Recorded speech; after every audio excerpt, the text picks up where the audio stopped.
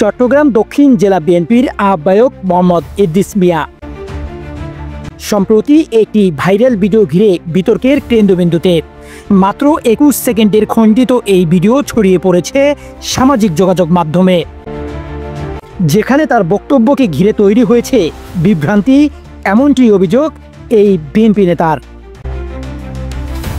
ইদ্রিস মিয়া বলছেন, সাতকানিয়া ঈদ পূর্ণমিলনী অনুষ্ঠানে স্থানীয় বিএনপি নেতাকর্মীদের অভিযোগ শুনে তিনি দলীয় ঐক্যের ওপর জোর দেন এবং প্রশাসনের সঙ্গে সমন্বয়ের প্রয়োজনীয়তা তুলে ধরেন। ইদ্রিস মিয়া বলেন, আমি সহজভাবে বোঝাতে চেয়েছি প্রশাসনকে আমাদের কথা শুনতে হবে। এটা কোনো হুমকি নয়, এটা বাস্তবতা। নিজেকে বরাবরই প্রশাসন বান্ধব দাবি করে ইদ্রিস মিয়া বলেন, দীর্ঘদিনের জনপ্রতিনিধি থাকা অবস্থায় কোনো দুর্নীতির অভিযোগ কেউ প্রমাণ করতে পারেনি।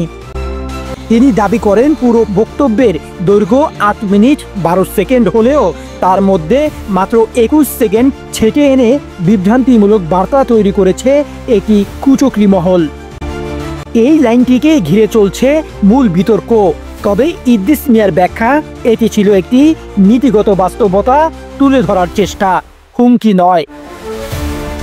এই ঘটনায় তিনি তীব্র প্রতিবাদ জানিয়েছেন এবং গুজব রটনাকারীদের বিরুদ্ধে আইনি পদক্ষেপ নেওয়ার ইঙ্গিতও দিয়েছেন।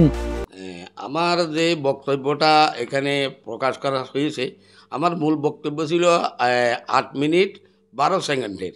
সেখানে মাত্র 21 সেকেন্ডের একটা কাটসাইট করে ষড়যন্ত্রমূলকভাবে বক্তব্য উপস্থাপন করেছে।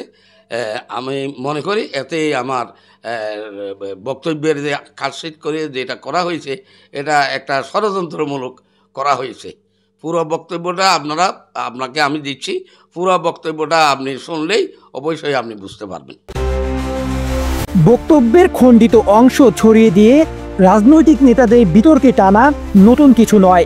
তবে মোহাম্মদ ইদ্রিস মিয়ার ক্ষেত্রে এটি কতদূর গড়ায়, এখন তাকিয়ে আছে রাজনৈতিক মহল।